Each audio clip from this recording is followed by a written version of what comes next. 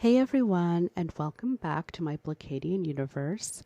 I saw this video online with this woman, and she was talking about this interesting phenomenon that she noticed. And I can't find the video, so if you know the video I'm talking about, please send it to me at Blacadian so that I can tag it. But she was basically wondering why people of different races, whenever they wanted to call each other like a derogatory term, they use the N word, even if they aren't black. And it really got me thinking why that is. So, yeah, let's talk about it.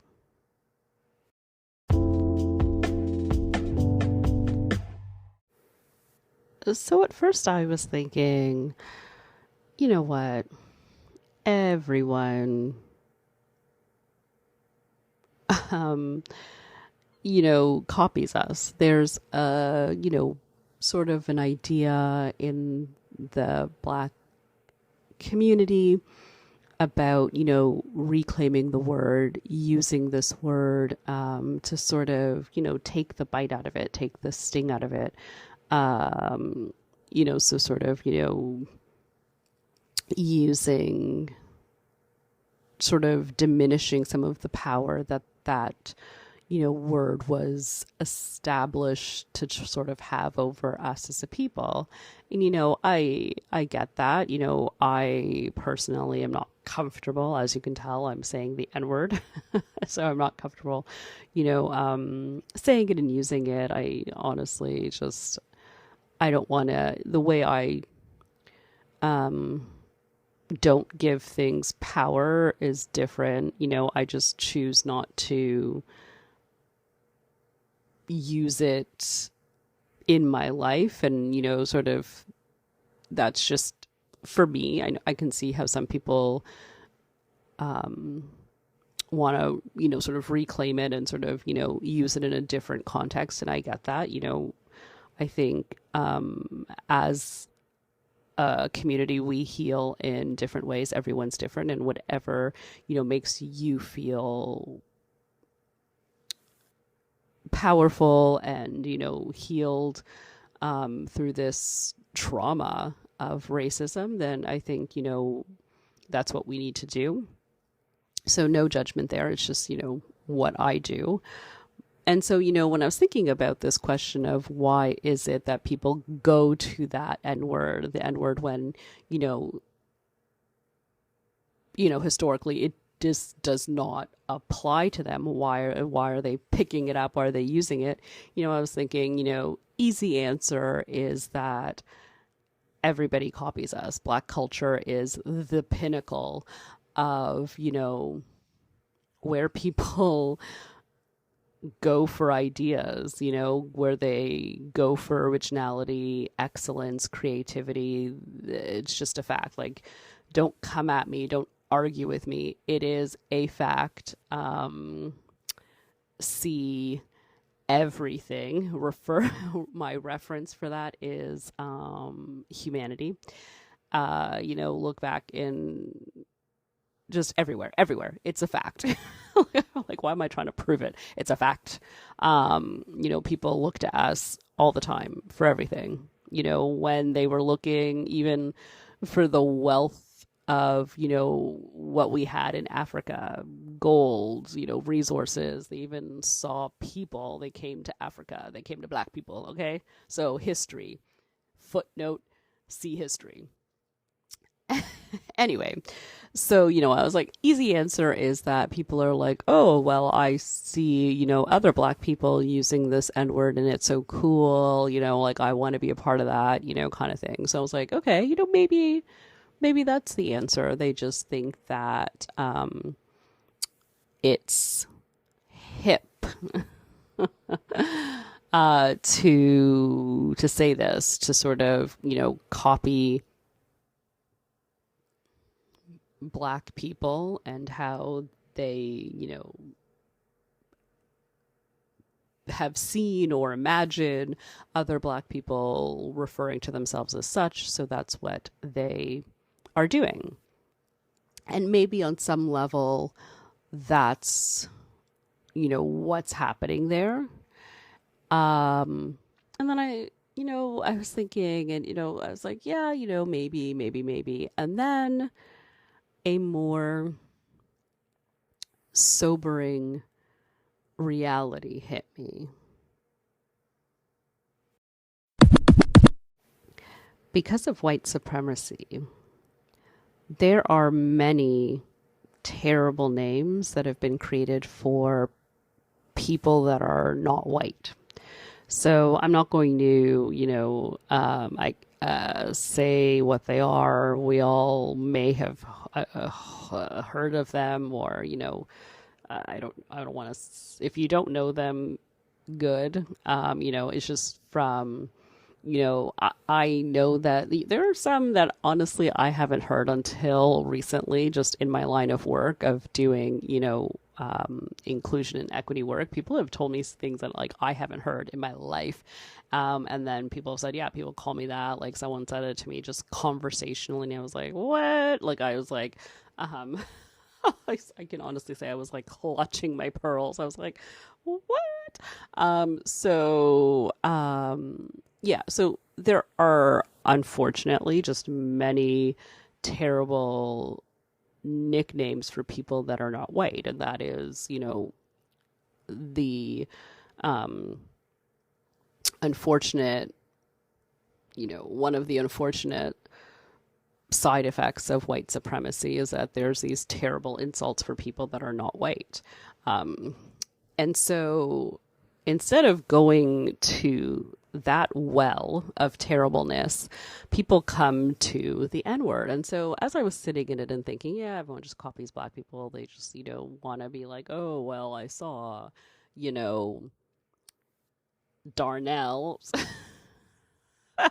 So I'm just thinking of like a stereotypically Black name. I was like, well, I heard my friend Darnell say it, so I can say it. That's what, I was thinking, okay, maybe that's as deep as it goes. But then I thought,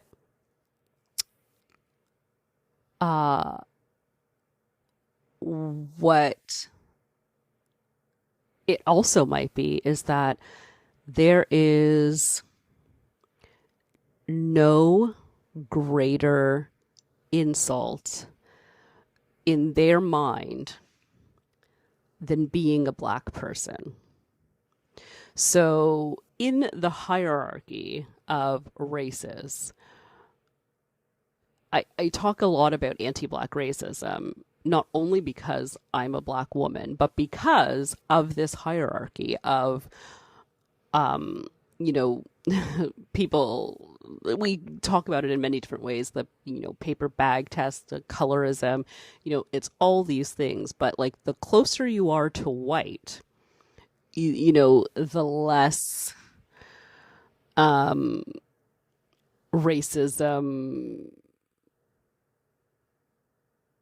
is sort of, I guess, impacting you or can impact you. Obviously, that's, a broad generalization, but I'm just saying that in the ranking of racist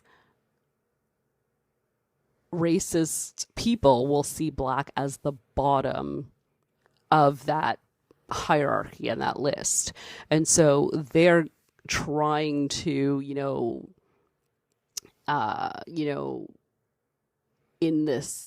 in a fit of anger and this idea of, let me think of the worst thing I can hit you with, they're dredging up everything they see, everything they've heard, everything they've learned about, race in their lives. And they see that, anti-Black racism has taught them that Black people are on the bottom of that list. So what's the worst thing that you can call someone?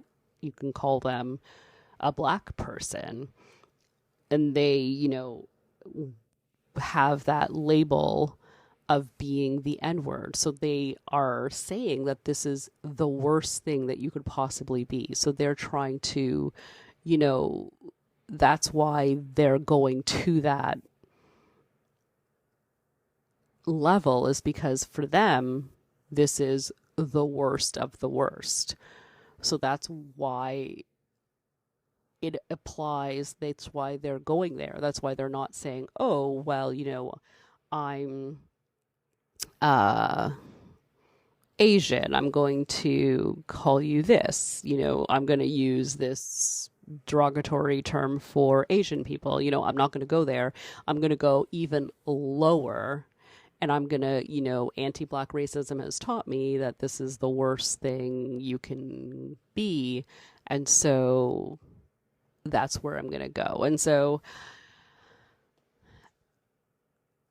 I don't think a lot of people maybe even have that realization of why they're going there, but it's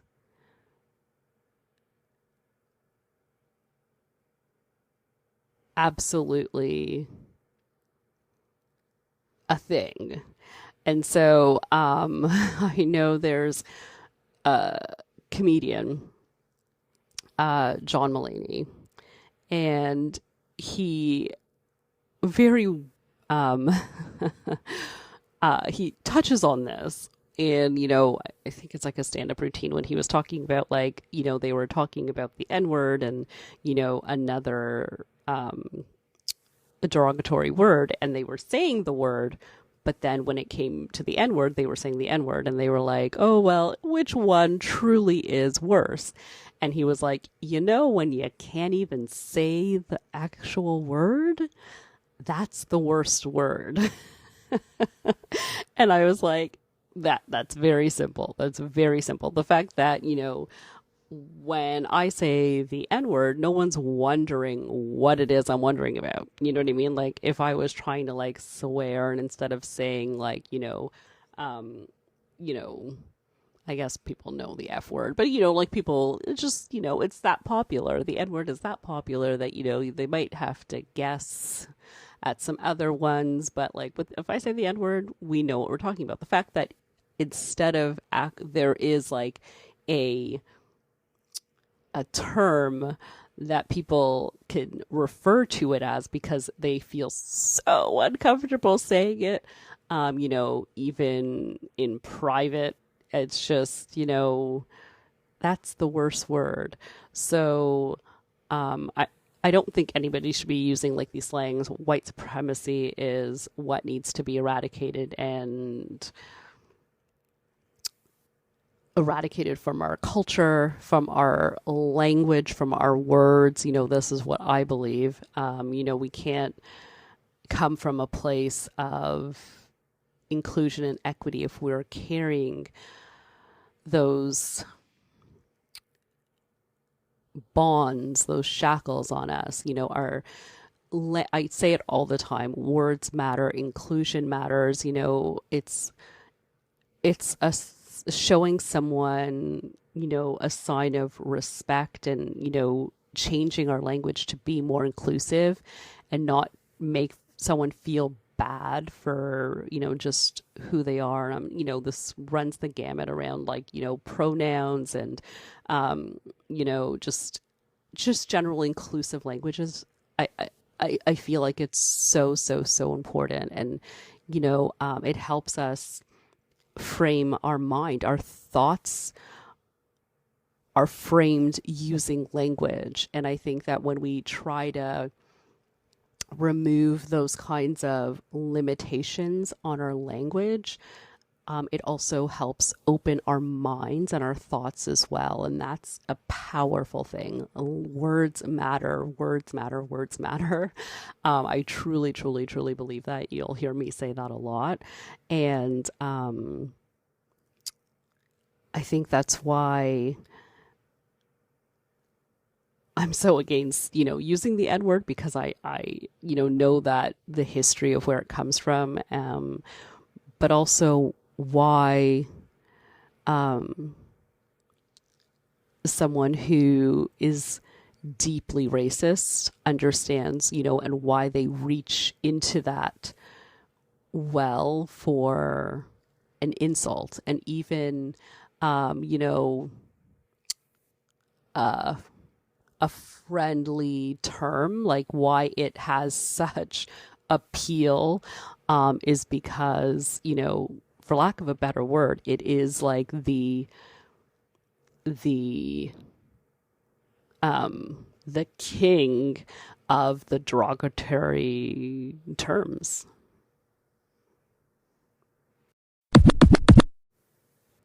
I wanted to end by talking about the title of this episode.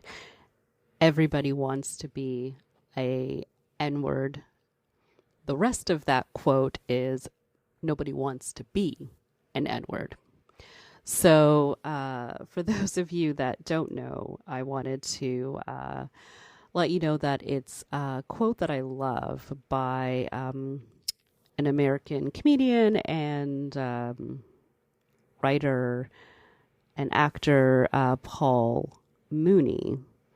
And so in one of his interviews, he famously said this line, and I love it. I use it all the time because, whenever talking about Black culture and, I sort of spoke to it at the top of this episode. It's just about being watched, being emulated, being copied. Black culture is people. Everybody wants to be an Edward. No one wants to be an Edward. The thing is, like, nobody wants the racism that comes along with it, but everyone wants the perks. And so that's one of the things when we talk about appropriation, when we talk about it, we talk about crediting people. Give credit where credit is due, because we know that you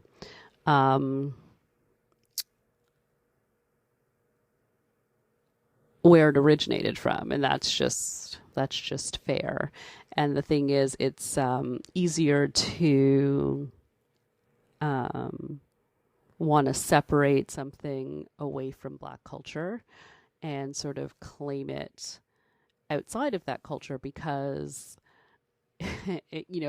separating it from the negative associations of anti-Black racism and just sort of trying to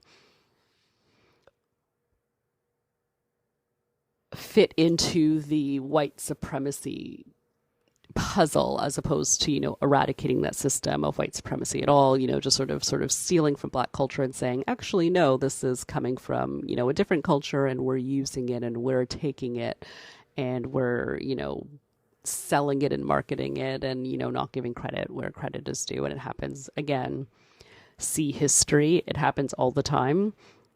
And so, I always just think of that. And I thought, when thinking about talking today about the N-word, that quote came to mind just because, even in jest, even as a quote unquote affectionate term for your friends, I think that, people really need to question. And I think the other thing about that woman brought up in that amazing video was just like, how would people react if you called them a derogatory term, that was referring to, a non-Black person, like other than the N-word? Would they just be like, oh, fate, it's just like, how would they react to that? And, we're not trying to normalize anti-Black racism here. We're trying to make you appreciate and realize that there is no place in inclusive, equal society for any of these terms. And, you need to be prepared for the reality that someone is going to be uncomfortable and offended by a very powerful word that has claimed the lives of many, many people and still today has the effect to do that. So if you're not ready to out and out like stand behind, white supremacy, then I would suggest that you get that word out your mouth. So, I'm going to leave it there. Thank you so much, as always, for listening. Be sure to like, comment, and subscribe. And if you can, send me that video. I can't find it. And I'll be sure to tag it and post it in my feed as well. Thank you so much, and I will talk to you next time.